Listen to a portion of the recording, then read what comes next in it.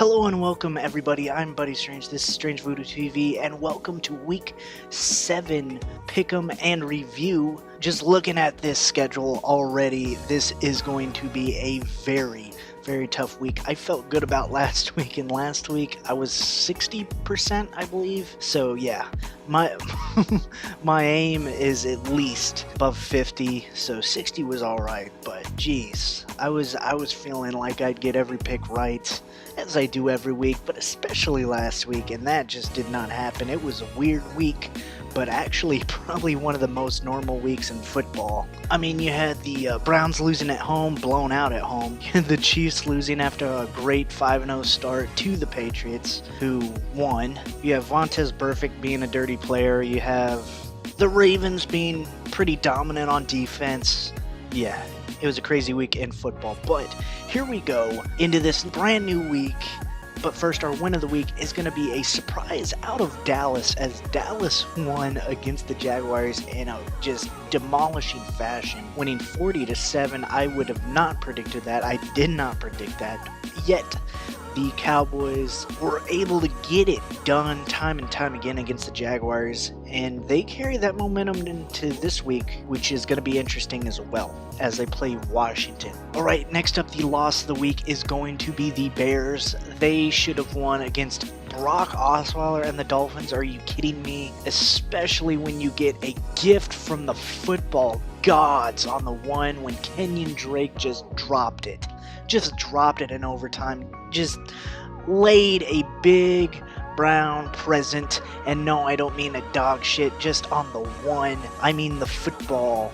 And Akeem Hicks, I believe, jumped on it. And not only was it on the, it was dropped on the 1, they gave it to him on the 20 because they said it was a touchback. Are you kidding me? I'm not sure if I didn't look closely enough if it should have been on the 1 or touchback. You guys can say whether that was or not and argue it out in the comments, but they gave them a gift, not only the ball, but on the 20. All Mitch Trubisky had to do was drive it.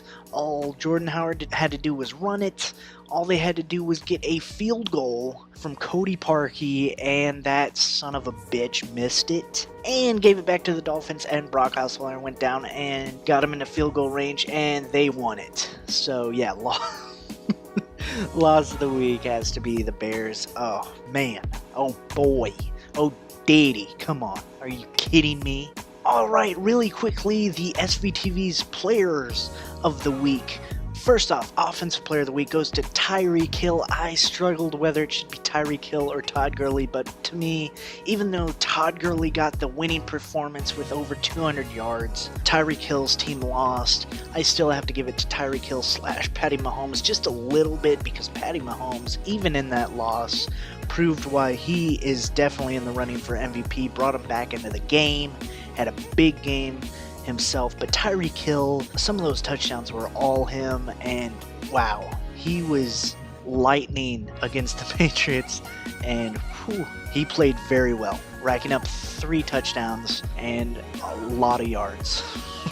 Alright, Defensive Player of the Week is going to be Za'Darius Smith with a 3-sack performance. He was only one of the dominant defense that was the Ravens against the Titans.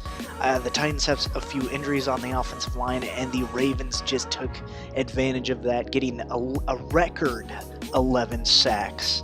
Team record 11 sacks against Marcus Mariota and that Titans team. The last player to, I read this somewhere, the last player to get sacked 11 times in a game was Greg McElroy when he played with the Seahawks, I believe. And yeah, that is not a good day for the Titans when Za'Darius Smith gets 3 sacks on you and the rest of the team gets 8 more. Yeah, you're not going to have a good day. Marcus Mariota definitely did not have a good day. Alright, Special Teams Player of the Week is going to be a tough one.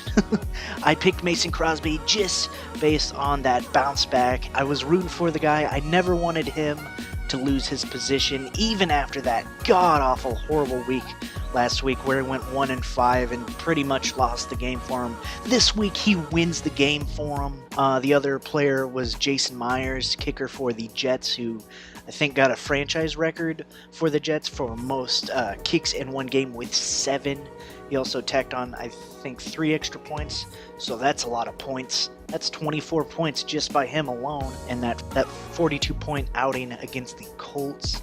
But yeah, anyway, Mason Crosby, game winner. He's the reason why they won. I mean, yeah, of course, Aaron Rodgers is a big factor in that as well. But if you didn't have Mason Crosby this week, if you got rid of him and got Daniel Carlson, Zane Gonzalez, you would not have won this week. So I'm glad they stuck with Mason Crosby, stuck with their guy, and let him kick the game winner. That was a good game for him, and I have to give it to him this week for sure. Alright, Offensive Rookie of the Week is going to be Saquon Barkley. He was the Giants offense this week. There's no ifs, ands, or buts. To me, this was straight out going to be him since last Thursday when it happened. I mean, I made up my mind then, and yeah, there was no offensive rookie this week that did more to help his team. Even though they lost, there was no offensive rookie that did more to help his team than Saquon Barkley this week, so definitely him. For Offensive Rookie of the Week, Defensive Rookie of the Week is going to be Bradley Chubb with a 3-sack performance against Jared Goff and the Rams. The Rams offensive line is actually pretty damn good right now. The Rams offense is really damn good right now. And even though they had a 200-yard rushing game against them yet again this season, I'm still going to have to give it to Bradley Chubb because I don't believe it was his fault. Plus, he did really, really well. 3 sacks in one game as a rookie. That's big time. And he showed the Broncos and everyone else why he was picked at number 5 in the first round. So good job, Bradley Chubb. Alright, now into the Week 7 picks. I'm going to do it a little bit differently last week, kind of like a mashup of last week and all my previous weeks. I'm going to kind of quickly go through these. I'm going to give a team, give a score. I'm not going to explain too much, and if you want to ask me in the comments to explain any of my picks, I will gladly do so for you, just to kind of quicken these videos up and just see how this style works for me moving forward. If it's one that I like, I will continue to do it, of course, and if it seems to not be working, I'll scrap it and go back to the original model, which works as well, just in its own way, more long form. So I'm going to try this quicker form. Enough of me explaining what I'm doing and just lengthening the video. Let's get into these picks. Thursday Night Football, Broncos versus Cardinals. This one is going to be a tough one for me, but I'm going to go Broncos here based on the running game, even though offense play and calling isn't that great, and the Cardinals defense is pretty damn good right now. Broncos 24, Cardinals 20. Titans versus Chargers. Right now, the Chargers are hot, the Titans are not, especially that demoralizing loss to the Ravens last week. The Titans are not looking good. Defensively, they're all right, but offensively, they're a shit show. Chargers are good on both fronts right now. I'm going to have to give it to the Chargers, 33-17 over the Titans. Alright, Patriots versus Bears. This is a big one for both teams. I think that dominating defense of the Bears will overwhelm the Patriots offense for most of the game, but not all of the game. I think the Patriots get it here. Khalil Mack will definitely not pull a Brandon Speaks and let up just because of the rule changes. He will get after Tom Brady all game long, but I do think the Patriots end up winning, even with that terrible defense. They have found a running game, which is huge, and I think they win 27-23 over the Bears. Alright, Bills versus Colts. The Bills in an off and on rhythm this whole year. The Colts definitely not what I thought they'd be, especially with Andrew Luck coming back. I thought they'd start a little slow, but I thought they'd eventually catch rhythm, catch their stride. Right now, Derek Anderson is going to start for the Bills, and I think he is going to take advantage of having LaShawn McCoy in the backfield and the fact that they have a above average defense. And I think the Colts, although they'll keep it close, they just don't have a rhythm right now, and I don't think they will outduel the Bills here. I think the Bills win it. I think this is the first time this season that I've called a Bills win. Somebody check me on that. Put it in the comments. But anyway, I think the Bills win 24-21 over the Colts in this game. Alright, Texans versus Jaguars. Jaguars coming off a terrible loss. The Texans coming off a close win to the Bills. And I think the Texans actually come into Jacksonville and give the Jacksonville Jaguars something to think about going into next week, as the Texans will win yet again and claim top spot in the AFC South. And I think they do that by winning 31-24 over the Jaguars. Alright, the Lions versus Dolphins. Right now I'm going to have to give it to the Dolphins. The Lions under Matt Patricia are doing better, but they're not where they need to be right now, and I think that just that'll take some time, more time to develop as a coaching staff, and as they get more players that fit their scheme and fit what they want to do in, they'll get better. I think they have a good base to build on, but right now I think the Dolphins are hot. I'm not exactly sure whether Ryan Tannehill or Brock Osweiler start right now, but either way, I do think the Dolphins will still win. Their defense, like I said about the Titans earlier, sneaky good, and the offense is performing pretty well right now. So the Dolphins win 17-6 over the Lions. Alright, the Vikings versus Jets. I do not think the Vikings pull another Bills fiasco. I think the Jets, although have been hot recently, will lose. The Vikings have recently found their run game as well, so I think the Vikings put all that together, and even though the Jets do have a good defense as well, I think the Vikings offense with Kirk Cousins and a red hot, I mean sizzling hot feeling right now, fiddling feeling right now, and Stephon Diggs and Latavius Murray. I think the Vikings win it 34-20 over the Jets. Alright, another close one, Panthers versus Eagles. I basically had to do a coin flip on this one because they're such similar teams coming into this week. But I think the Eagles barely pull it out, and I mean barely, but I think they pull it out even with Jai gone. I think the Eagles with Corey Clement, who is a very good running back in his own right, different but very good in his own right, Alshon Jeffrey, Carson Wentz actually coming into his own original form after a couple weeks of knowing what he can do, knowing his limitations, coming off an injury, and I think they win 24-23 over the Panthers.